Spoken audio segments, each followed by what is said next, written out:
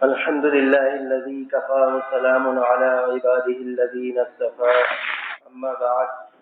فأعوذ بالله من الشيطان الرجيم بسم الله الرحمن الرحيم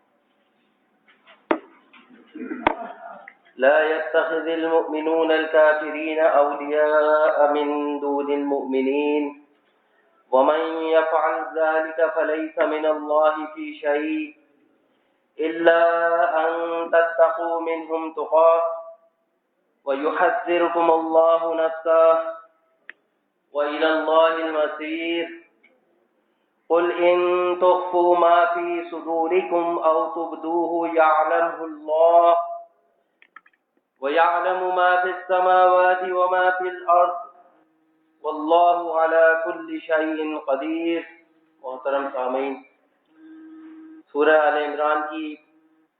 آیات نمبر 28 اور 29 آپ کے سامنے تلاوت کی ہیں. سورہ آل عمران مدنی دور کی سورہ ہے. اس سورہ کے بارے میں نبی صلی اللہ علیہ وسلم نے فرمایا کہ اقرؤوا ظہربین، کہ 2 چمکدار صورتیں پڑھا کرو، کیونکہ یہ قیامت والے دن اپنے پڑھنے والوں کی سفارش کریں گی. یعنی بادلوں کے سائبان کی صورت میں، بادلوں کی 2 ٹکڑیوں کی صورت میں یہ اللہ تبارک و تعالی سے اپنے پڑھنے والوں کی سفارش کریں گی. یا جس طرح سے پرندوں کی 2 ڈاریں ہوا کرتی ہیں، اس شکل میں آ کر یہ اللہ تبارک و تعالی سے اپنے پڑھنے والوں کے لیے حجت کریں گی.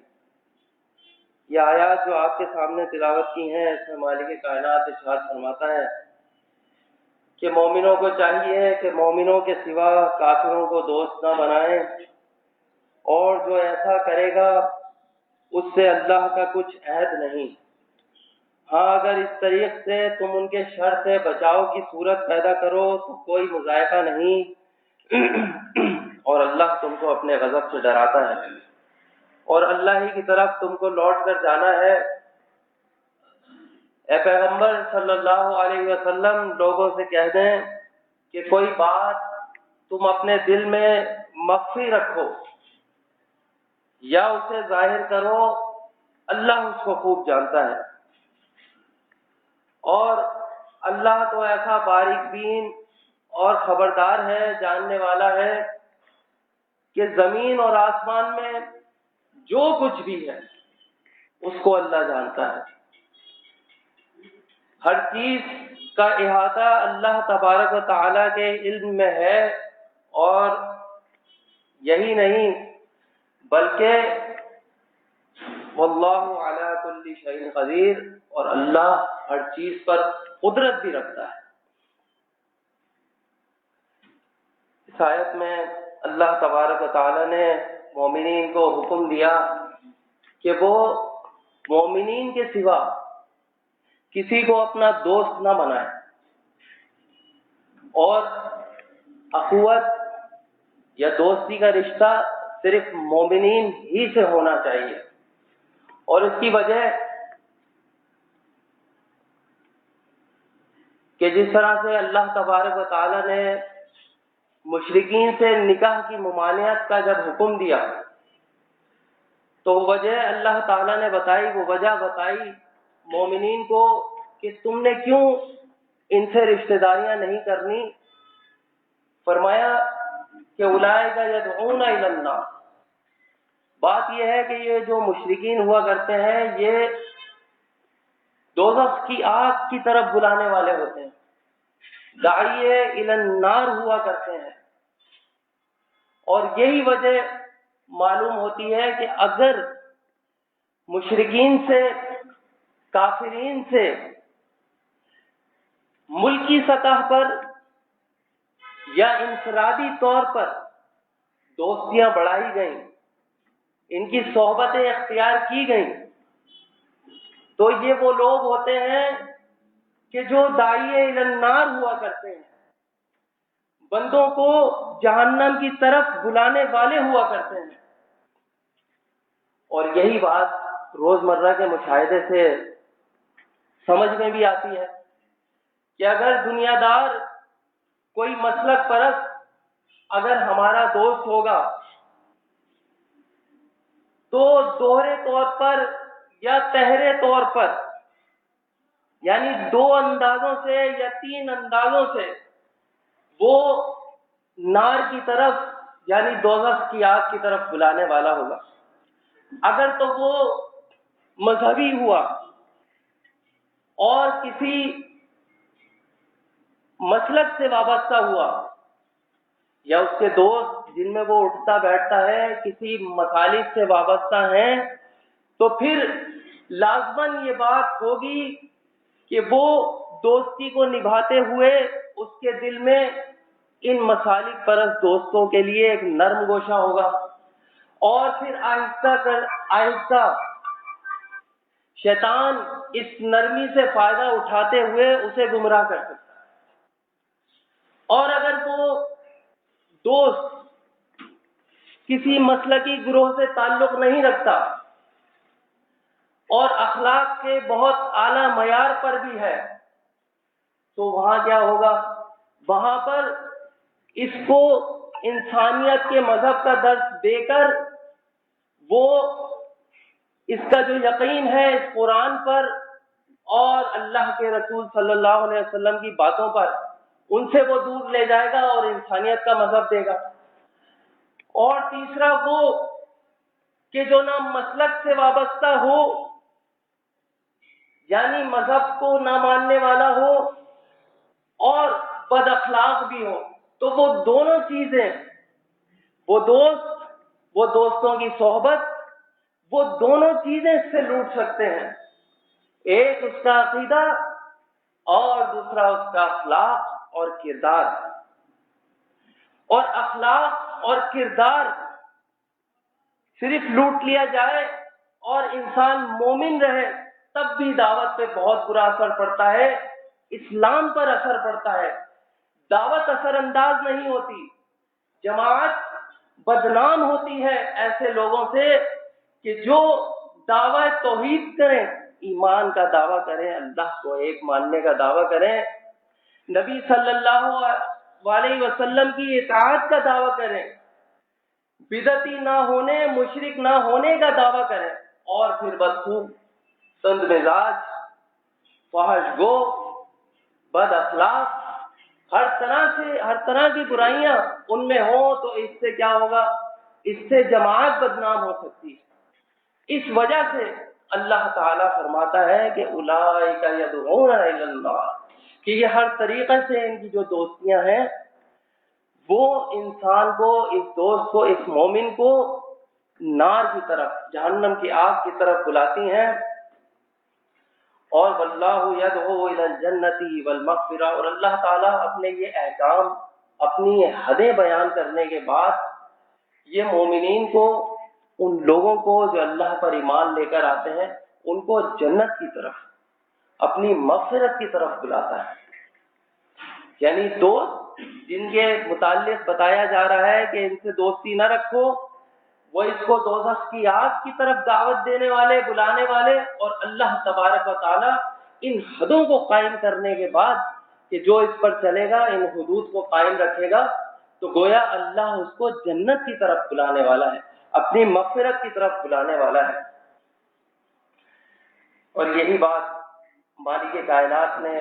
سورہ توبہ آیت نمبر 71 میں بیان کی کہ مومنین کے جو دوست ہوتے ہیں وہ ایمان والے ہی ہوا کرتے ہیں۔ فرمایا کہ والمؤمنون والمؤمنات، جو مومن مرد ہیں اور جو مومن عورتیں ہیں، بعضهم اولیاء بعض، وہ ایک دوسرے کے دوست ہوا کرتے ہیں۔ اب دوستی کا تقاضا بھی یہی ہوا کرتا ہے کہ وہ تعاون کرے، مددگار کرے، اور مالک کائنات نے جس تعاون اور مددگار یہاں پہ قرار دیا ہے،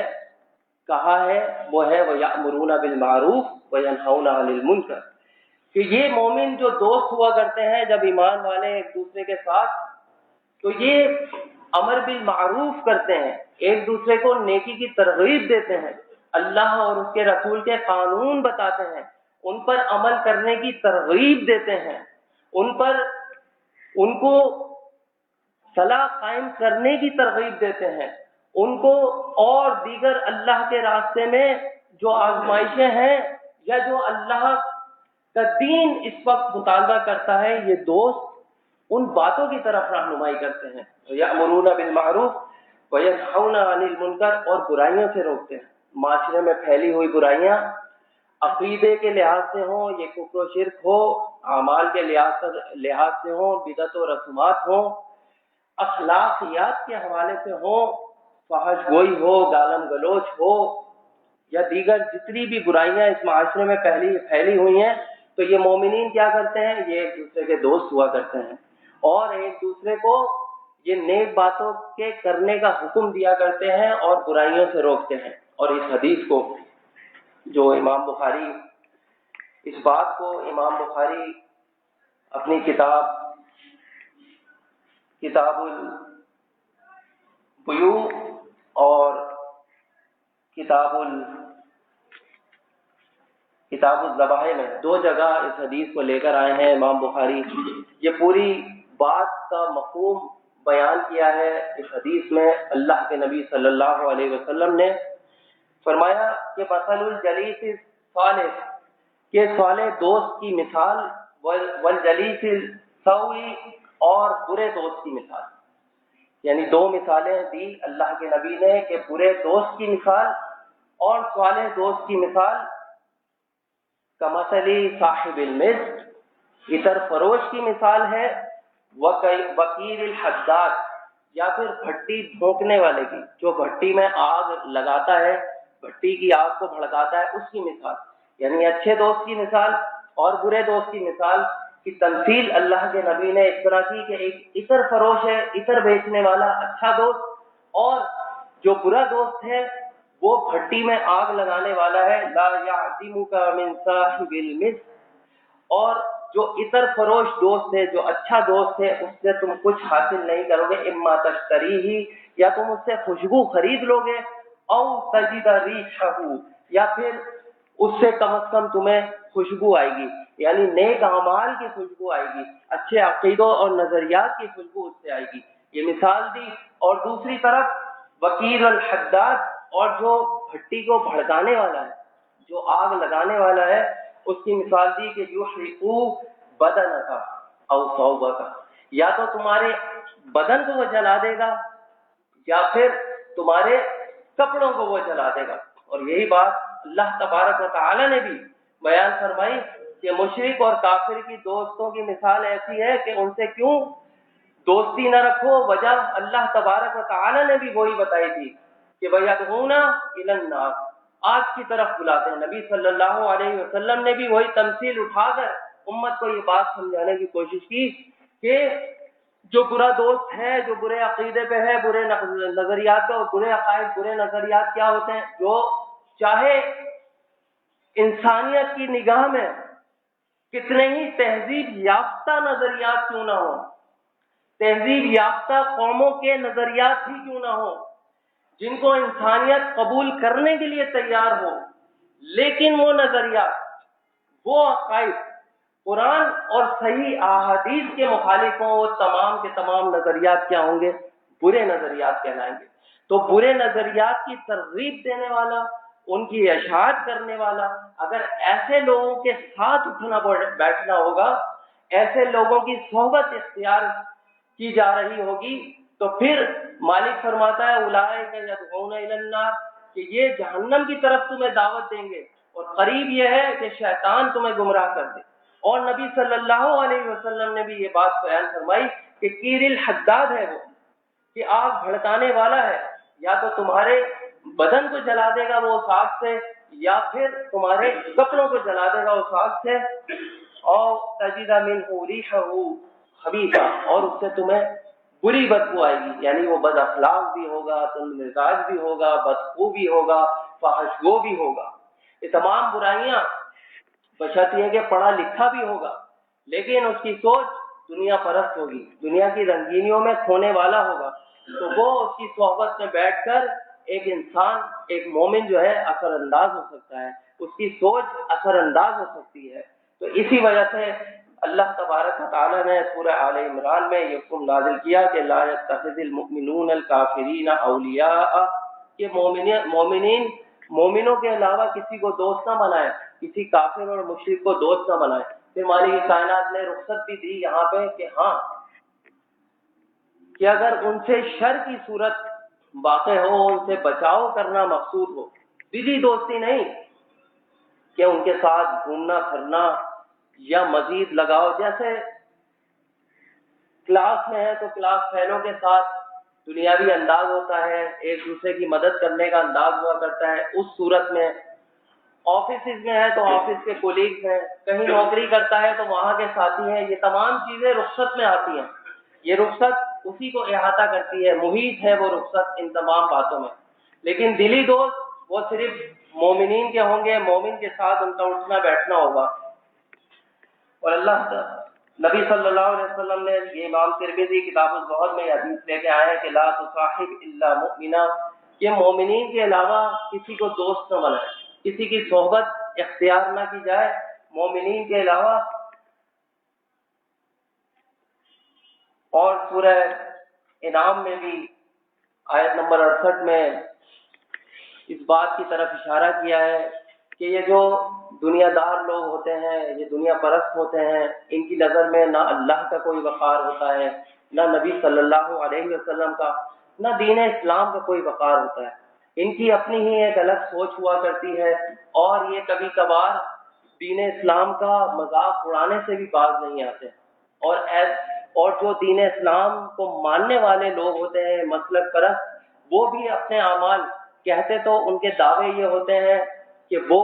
اسلام پر عمل کر رہے ہیں، لیکن ان کے اعمال اسلام کے خلاف ہوتے ہیں، دین اسلام کے خلاف ہوتے ہیں، بدعات، رسومات، مشرکانہ عقائد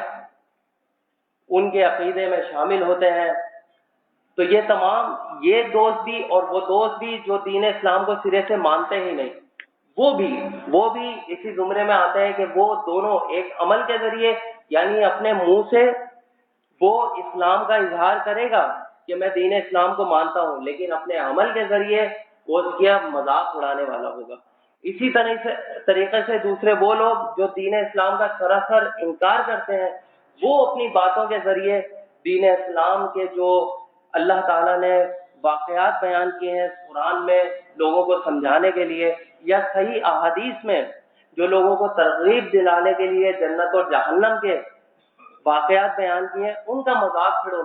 اڑانے لگتے ہیں۔ تو سورہ انعام کی آیت نمبر 68 میں یہ بھی فرمایا گیا کہ وَإِذَا رَأَيْتَ الَّذِينَ يَخُوضُونَ فِي آيَاتِنَا، کہ جب تم دیکھو لوگوں کو کہ یہ ہماری آیتوں سے ہنسی مذاق اڑا رہے ہیں، چاہے اپنے عمل کے ذریعے چاہے اپنی باتوں کے ذریعے۔ اب یہ حکم اللہ تبارک و تعالیٰ نے نبی صلی اللہ علیہ وسلم کو مخاطب کر کے کہا ہے، لیکن یہ حکم تاکیدی، یہ عام ہے، امت کے ہر شخص کے لیے یہی حکم آئے گا کہ جب بھی یہ دیکھو کہ ہماری آیتوں کا مذاق اڑایا جا رہا ہے اعمال کی صورت میں، بدعات و رسومات کی صورت میں، یا پھر باتوں کی صورت میں، کوئی مذاق اللہ کی کتاب کی کسی آیت کا یا حدیث کا مذاق اڑا رہا ہے، تو کیا کرو؟ فَأَعْرِضْ عَنْهُمْ، ان سے دور ہو جاؤ، ان سے علیحدگی اختیار کر لو، حَتَّى يَخُوضُوا فِي حَدِيثٍ غَيْرِهِ، یہاں تک کہ وہ کوئی دوسری بات نہ کرنے لگے۔ یعنی ان کی صحبت میں بیٹھنے سے یہاں پہ بھی ایک طرح کا اشارہ ملتا ہے کہ منع فرمایا گیا ہے کہ ایسے لوگوں کی صحبت اختیار کرو گے تو پھر وہ تعداد میں زیادہ ہوں گے، کثیر ہوں گے، تمہیں بولنے کا موقع نہ ملے گا، یا پھر وہ بدعات و رسومات کی محفلیں کریں گے اور ان کے ساتھ وہاں ان محفلوں میں بیٹھنا۔ تو یہ مالک کائنات نے منع کیا کہ ان کی صحبت کسی بھی طریقے سے اختیار نہ کی جائے، بلکہ ان کی صحبت سے دور ہوا جائے، اور جب تک وہ کوئی اور کام نہ کر لیں، کسی اور بات میں مشغول نہ ہو جائے۔ تو وَإِمَّا يُنْسِيَنَّكَ الشَّيْطَانُ، تو مالک فرماتا ہے کہ اگر شیطان تمہیں بھلا دے اس بات سے کہ تم ان کے درمیان بیٹھے ہو اور اللہ کی آیتوں کی، نبی صلی اللہ علیہ وسلم کی احادیث کا انکار کیا جا رہا ہو، مذاق اڑایا جا رہا ہو، اگر شیطان یہ تمہیں بھلا دے تو پھر یاد آنے پہ مالک کائنات فرماتا ہے فَلَا تَقْعُدْ بَعْدَ الذِّكْرَىٰ مَعَ الْقَوْمِ الظَّالِمِينَ، تو ایسے ظالم لوگوں کی پاس نہ بیٹھو۔ ایسے جب تمہیں یاد آ جائے، شیطان تمہیں بلا دے اور تم بیٹھ بھی جاؤ، لیکن اس کے بعد تمہیں یاد آ جائے تو ان لوگوں کی صحبت اختیار نہ کرو۔ تو یہ تمام اشارے یہ آیات، یہ احادیث اس بات کی طرف اشارہ کر رہی ہیں کہ ہماری جو صحبت ہو زیادہ سے زیادہ ہماری رشتہ داریوں کی صورت میں یا ہمارے معاشرے میں رہنے کی صورت میں ہمارا جو تعاون ہو، ایک دوسرے کی جو مدد ہو، وہ ہم مومنین کے درمیان زیادہ سے زیادہ ہو، تاکہ ان کا احسان کسی طرح سے لے کر ان کے دل، پھر وہ احسان ہوگا، پھر رشتہ داریوں کی طرف آئیں گے یا دوستیاں ان سے بڑھائیں گے یا اور معاملات ان سے بڑھائیں گے، تو نرم گوشہ ان کے لیے پیدا ہوگا۔ یہ کوئی بری بات نہیں ہے، نرم گوشہ، ان کے اوپر احسان کرنا، ان کے ساتھ معاملات کرنا، لیکن حدود مالک کائنات نے کھینچ دی ہیں کہ بہت زیادہ اگر ان میں گھل مل جائیں گے اور رات دن شب و روز صرف انہی کے ساتھ ہماری صحبتیں ہوں گی، ہمارے بچوں کی صحبتیں ہوں گی، تو پھر وہ ان کے اثرات لیں گے اور پھر شیطان اس نرمی کا ناجائز فائدہ اٹھا کے کہیں دین اسلام سے ہی گمراہ نہ کر دے۔ اسی طرح سے یہ جو دوستی کے معاملات ہیں، یہ دراصل خاص طور پر والدین کے لیے ہیں کہ وہ جہاں دوسری ضروریات کا اور دوسری ضروریات پر بچوں کے نظر رکھتے ہیں، وہاں پر بچوں کی شروع ہی سے اس بات پر بھی نظر رکھیں کہ وہ کن لوگوں کو دوست بنا رہے ہیں، کن کے ساتھ ان کا ملنا اٹھنا بیٹھنا ہے۔ اگر ان کی پرورش ہم اپنے کام کاج میں مصروف رہے یا دین کے کسی کام میں مصروف رہ کر اس بات سے صرف نظر کر لیا کہ ہمارے بچوں کے دوست کون ہیں اور ان کا کن لوگوں کے ساتھ اٹھنا بیٹھنا ہے، اس بات سے صرف نظر کیا، تو یاد رکھیے نبی صلی اللہ علیہ وسلم نے فرمایا، ابو داؤد اور ترمذی دونوں میں یہ حدیث آئی ہے کہ الرجل علی دین خلیلہ، کہ ایک انسان اپنے دوست کے دین پر ہوتا ہے۔ فَلْيَنْظُرْ أَحَدُكُمْ، اور تم میں سے ہر ایک کو نظر رکھنی چاہیے، وَمَنْ يُخَالِلْ، کہ کس کو وہ دوست بنا رہا ہے۔ اب بچے جو ہماری آنکھوں کے سامنے بڑے ہو رہے ہیں، اگر ہم نے اس بات پہ نظر نہ رکھی کہ محلے میں ان کے دوست کون ہیں، کن کے ساتھ ان کا اٹھنا بیٹھنا ہے، کہاں یہ جا رہے ہیں، اگر ہم اپنے گھر سے باہر نکل آئے کام کاج کی مشغولیت میں یا پھر دین اسلام کی مشغولیت میں اور پیچھے اس بات سے صرف نظر کر لی، تو کیا ہوگا یہ کہ ہمارا بچہ، ایک مومن بچہ جو دنیا دار اس کے دوست ہیں، دنیا دار بچے ہیں، ان کی صحبت اختیار کرنے کے بعد دنیا پرست بن جائے گا، اس کا لباس، اس کی وضع، اس کی قطع، وہ پھر دنیا دار دوست کی طرح ہو جائے گی۔ پھر اس سے آپ کہیں گے کہ اللہ کے نبی کی سنت ہے کہ شلوار کے ٹخنوں کو پائچوں سے اوپر رکھے، تو وہ کبھی آپ کی بات نہیں مانے گا۔ کیوں؟ کہ اس کی دوستیوں پہ نظر نہیں رکھی اور اس نے اپنے دوست کے دین کو اپنایا، دنیا پرست کے دین کو اپنا لیا۔ اب اس کی پینٹ کے پائچے وہ ایڑیوں کے نیچے گھسیں گے۔ اب اس سے کہا جائے گا کہ داڑھی رکھو، یہ اللہ کے نبی کی سنت ہے، تو وہ اپنے دوست کے دین پر ہوگا، اس نے پھر آپ کی بات نہیں ماننی، وہ اپنے دوست کے دین پر ہوگا، اور پھر اسی طرح کلین شیو، فیشن، آزاد سوچ کا مالک ہوگا۔ پھر آپ اس کو کسی بے حیائی اور بری باتوں سے روکیں گے اور اللہ کے دین کی طرف بلائیں گے، تو وہ اس طرف کبھی نہیں آئے گا۔ کیوں؟ کہ اس کا نفس اب لذات پرست بن چکا ہے، عیش و عشرت کرنے والا بن چکا ہے، اپنے دنیا دار دوست کی طرح اس کا نفس بن چکا ہے، اپنے دنیا دار دوست کے دین پر وہ ہے۔ اسی طرح سے دیگر اور معاملات میں آپ اس سے کہیں گے کہ صلاح پڑھو، نماز قائم کرو، وہ کبھی آپ کی بات نہیں سنے گا، وہ بے نمازی ہوگا اپنے دنیا دار دوست کی طرح۔ کیوں؟ کہ اس بات سے صرف نظر ہم نے اپنے بچوں کی تربیت میں یہ کمی کی کہ وہ کس کے ساتھ دوستی رکھ رہے ہیں، اس بات کو نظر انداز کر دیا۔ تو اس حدیث سے، ان آیات سے یہ معلوم ہوا کہ ہمیں اپنے بچوں کے جو دوست ہیں یا حلقہ احباب ہیں، کہ جہاں وہ اٹھ رہا ہے بیٹھ رہا ہے، چاہے اسکول کے معاملات ہوں یا محلے کے معاملات ہوں، حتیٰ کہ رشتہ داروں میں بھی، کہ کس رشتہ دار کے ہاں وہ زیادہ جا رہا ہے، کیونکہ اگر رشتہ دار بھی مشرک ہوں گے اور بدعات و رسومات میں ملوث ہوں گے تو یہ نفس آسان پرست ہے، آسانی چاہتا ہے، بچے کو نہیں پتا کہ کیا غلط ہے اور کیا صحیح، اور نبی صلی اللہ علیہ وسلم کی حدیث ہے کہ ہر بچہ فطرت پہ پیدا ہوتا ہے اور اس کے ماں باپ پھر اسے یہودی، نصرانی، عیسائی یا مشرک بناتے ہیں، اور ہم نے بھی ایمان لانے کے باوجود اگر اپنے بچوں کی دوستیوں پر نظر نہ رکھی، ان کو وہ ماحول مہیا نہ کیا، تو پھر یاد رکھیے کہ وہ رشتہ داروں کے دین پر ہوگا، اپنے کزن جو اس کے ماموں کے بیٹے ہیں ان کو دوست بنایا، خالہ کے بیٹے ان کو دوست بنایا، اسکول کے دوست، اسکول کے کلاس فیلوز ان کو دوست بنایا، محلے کے لڑکے ان کو دوست بنایا، تو پھر الرجل علی دین خلیلہ، تو انسان و شخص اپنے دوست کے دین پر ہوتا ہے، فلینظر احدکم من یخالل، تو اس بات پہ ہر ایک نظر رکھے کہ وہ کس کو دوست بنا رہا ہے۔ اس کے برعکس جو مومن والدین کا کردار ہوا کرتا ہے، وہ کیا کردار ہوتا ہے؟ وہ یہ کردار ہوتا ہے کہ کہیں پر بھی انہیں اجتماعیت اسلامی نظر آتی ہے، جہاں پر وہ اپنے بچے کی دوسری ضروریات کے لیے فکر مند ہوتے ہیں، دنیا کی تعلیم کے لیے فکر مند ہوتے ہیں، وہاں ان کا یہ دل تڑپتا ہے کہ کہیں اسلام کی کوئی بات ہو رہی ہو، محفلیں ہوں مسلمانوں کی، تو ان پروگرامات میں اپنے بچوں کو وہ ماحول مہیا کریں، انہیں وہ لے کر آئے، انہیں اس بات کی ترغیب دے کہ اپنے بچوں کو یہاں لا کر یہاں مومنین سے دوستی کرنے کا موقع ملے۔ خاص طور پر یہ تربیتی اجتماع یہ اسی لیے منعقد کیے جاتے ہیں، اور یہ کیونکہ ہمارے ہاں مدارس نہیں ہیں اور یہی ہماری نرسری ہے،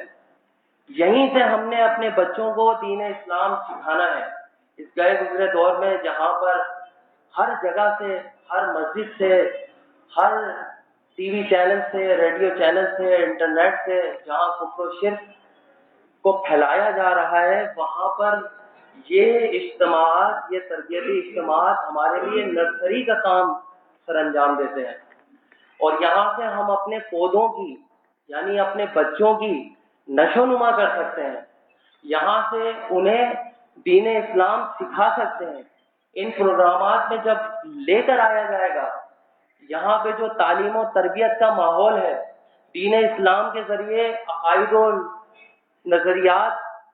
مدلل انداز سے جو پیش کیے جا رہے ہیں وہ اس کے ذہن میں بیٹھیں گے، پھر وہ ان نظریات، ان عقائد کو ماننے والا ہوگا، پھر وہ اللہ کے رسول صلی اللہ علیہ وسلم کی سنت پر عمل کرنے والا ہوگا، پھر وہ آپ کے آنکھ کی ٹھنڈک بنے گا، پھر وہ متقیوں کا امام بنے گا۔ ایسا ہرگز نہیں ہے کہ صرف دعا کر لی جائے کہ ربنا وجعلنا من المتقین، کہ میرے بیٹوں کو متقیوں کا امام بنا لیا جائے، بنا دے، مالک سے یہ دعا کر لے اور اس پر عمل نہ کرے۔ متقیوں کا امام بنانے کے لیے کیا کوشش کی ہے اس نے، کس طرح کی تربیت کی ہے اس نے، اس بات کو بھی مد نظر رکھا جائے۔ اگر یہ تربیت اس میں کوتاہی ہوگی تو یاد رکھیے کہ لیس للانسان الا ما سعى، کہ انسان جو کوشش کرتا ہے وہی اسے ملتا ہے۔ اگر آپ پانی کا گلاس سامنے رکھ کر یہ 100 مرتبہ، 1000 مرتبہ، لاکھ مرتبہ یہ کہتے رہے کہ میری پیاس بجھا دے اے پانی کے گلاس، کبھی آپ کی پیاس نہیں بجھا سکتا۔ حرکت آپ نے کرنی ہے، جستجو آپ نے کرنی ہے، کام وہ فعل آپ نے سر انجام دینا ہے کہ اس گلاس کو اٹھا کر منہ تک لے کر آنا ہے اور پھر وہ پیاس آپ کی بجھائے گا۔ اگر ہم نے دعا کی ہے کہ متقیوں کا امام بنائے ہمارے بچوں کو، ہماری آنکھوں کی ٹھنڈک بنائے، تو پھر اس کے لیے کوشش فعال ہم نے ہونا ہے، ترغیب ہم نے دینی ہے، ان کو ان اجتماعی پروگراموں میں ہم نے لانا ہے۔ اور یاد رکھیے نبی صلی اللہ علیہ وسلم کی حدیث کہ کلکم راعٍ، کہ ہر کوئی کلکم راعٍ وکلکم مسئول عن رعیتہ، کہ ہر کوئی اپنی رعیت، اس کی ایک رعیت ہے، تم میں سے ہر شخص کی ایک رعیت ہے، اور ہر شخص سے اس کی رعیت کے بارے میں پوچھا جائے گا۔ جیسے حکمران ہے تو عوام اس کی رعیت ہے، اسی طرح سے انفرادی طور پر اگر اس کی فیملی ہے، بال بچوں والا ہے، تو وہ بال بچے، وہ فیملی، وہ گھر، اس کا اگر سربراہ ہے تو اس کی رعیت میں آئیں گے، اور اس کی رعیت کے بارے میں یہ سوال ہوگا کہ کس طرح سے اگر مومن تھا تو کس طرح سے ان کی تربیت کرنے کے لیے کیا کیا اقدامات کیے، کیا اس کی سوچ بھی تھی، کیا ان کو تربیتی پروگراموں میں لایا گیا، ان کو دین انفرادی طور پر یا اجتماعی طور پر سکھایا گیا، ان کے دل میں شروع ہی سے یہ ڈالا گیا کہ سب سے اولین مقصد اس دنیا پہ آنے کا، تمہارا اولین مقصد اللہ کی عبادت کرنا ہے۔ کیا ان کے ذہنوں میں یہ ڈالا گیا کہ تم نے بڑے ہو کر صرف انجینئر، پائلٹ، ڈاکٹر نہیں بننا، یہ دنیا کے کام ہے، دنیا ہی میں رہ جانے والے ہیں،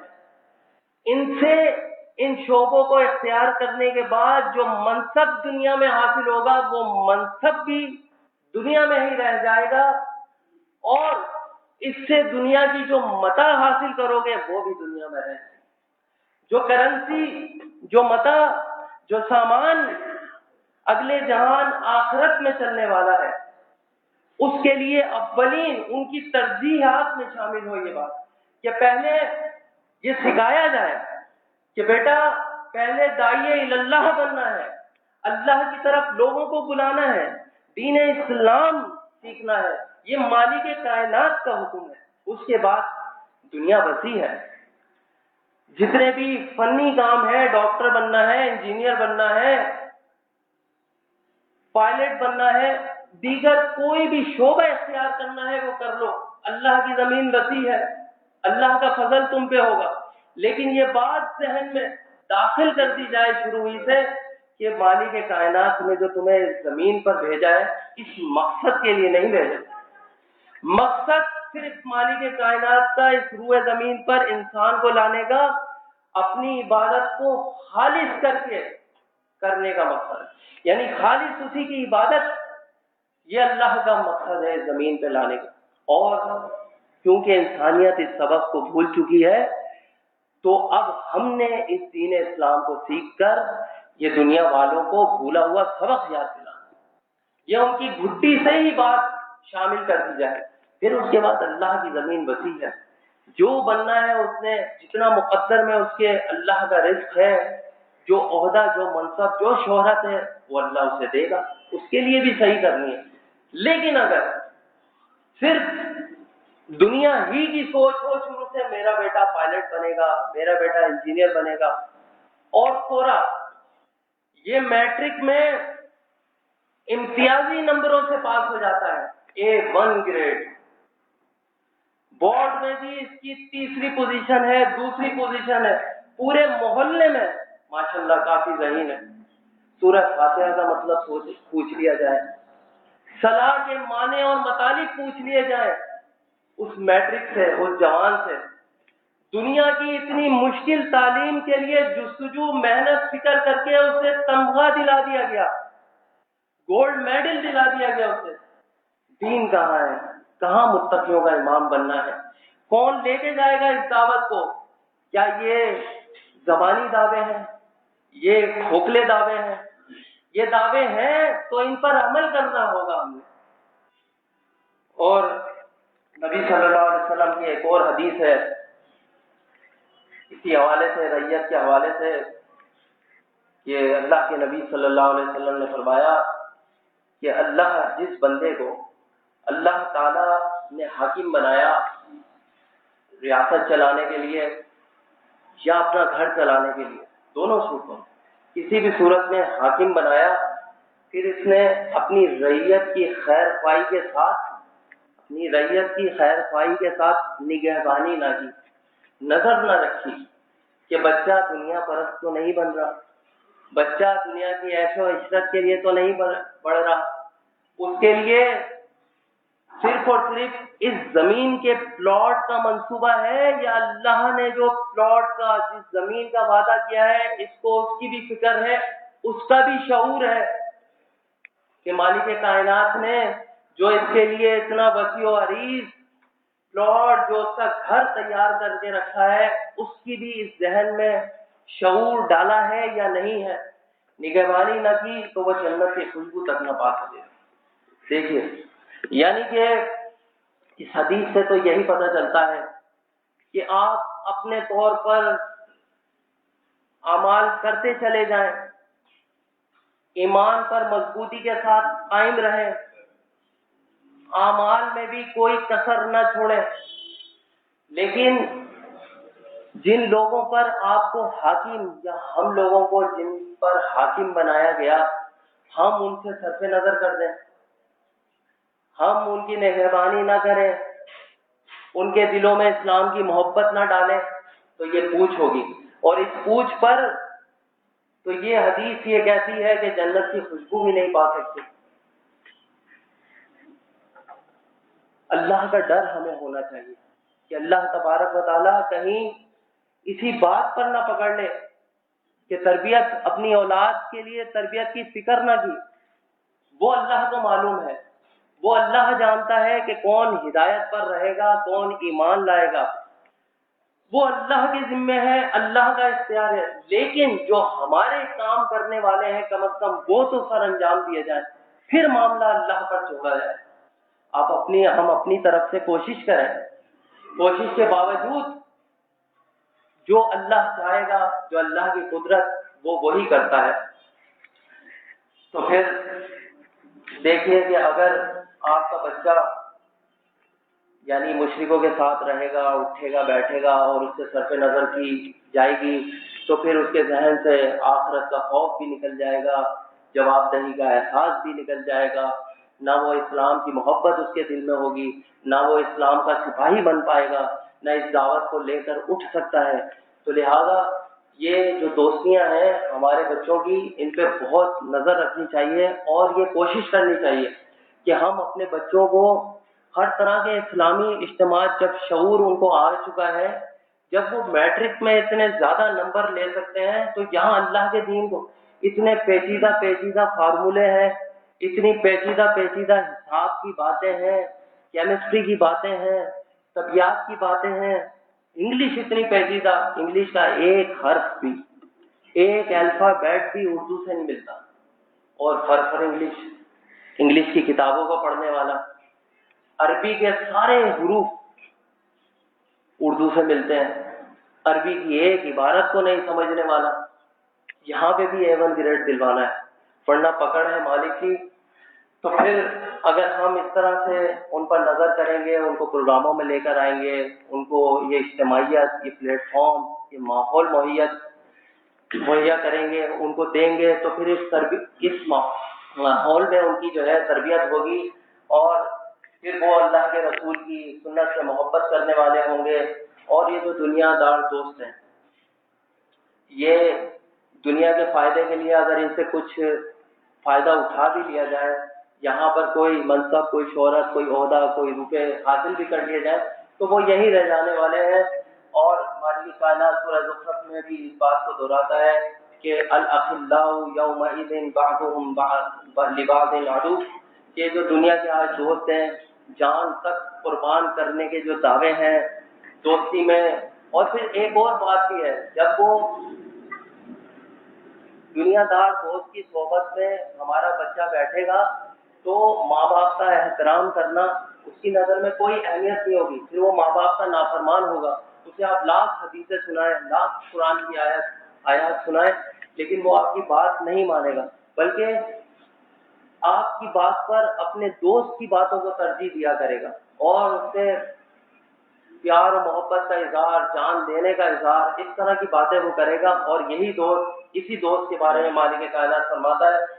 کہ یہ جو دوست ہوں گے اس دن یہ ایک دوسرے کے سخت ترین دشمن بن جائیں گے الا المتقین۔ اگر وہ متقیوں کا، مومنین کا، ایمان والوں کا دوست ہے تو ایمان والے یہاں دنیا میں بھی اس کے معاون و مددگار ہوں گے، اسے ہر برائی سے روکنے والے ہوں گے، اور پھر کل قیامت والے دن بھی وہاں پہ مومنین آپس میں دوست ہوں گے۔ پھر اللہ تعالیٰ ندا کرے گا، یہ آواز دے گا کہ یا عبادی، اے میرے بندو، لا خوف علیکم، آج تم پر کوئی خوف نہیں ہے۔ دنیا میں جتنی آزمائشیں تھیں، جتنا غم تھا، جتنا رنج تھا، وہ آج ختم ہو گیا۔ لا خوف علیکم،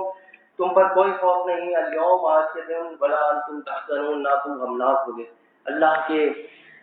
ہاں سرخرو ہونے کا ذریعہ یہ اولاد ہمارے لیے بن جائے گی۔ اگر اعمال میں ہمارے کچھ کمزوری ہوئی تو اذا مات الانسان انقطع عملہ الا من ثلاث، و حدیث بھی یاد رکھنی چاہیے کہ اعمال میں اگر کمزوریاں ہوں گی تو یہ ولد صالح، جو نیک اولاد، جو صدقہ جاریہ بننے والی ہے، یہ اس کے لیے دعائے مغفرت کرے گی۔ اور ایک روایت میں تو آتا ہے کہ ایک شخص کے درجات جنت میں بلند کر دیے گئے، تو اس نے رب سے کہا یہ کیا؟ تو اللہ فرماتا ہے کہ یہ تمہارے اس بچے کی دعا کی بدولت کہ تم جو نیک اولاد چھوڑ کے گئے تھے اس نے تمہارے لیے دعا کی، اور اس طرح اس کے درجات جنت کے جو ہے بلند ہو گئے۔ اگر ہم نے دنیا میں بھی اپنے آنکھوں کی ٹھنڈک اپنے بچوں کو بنانا ہے اور آخرت میں بھی اپنے لیے درجات بلند کروانے ہیں، تو ہمارے پاس سرمایہ، یہ دولت، یہ محل، یہ بنگلے، یہ کاریں، یہ بیلنس، یہ سرمایہ نہیں ہے۔ سرمایہ، سب سے قیمتی سرمایہ اس وقت ہماری اولاد ہے۔ اگر ہم ان کو صحیح طور پر تربیت دیں، اسلام کا سپاہی بنائیں، اور اسلام کی ترویج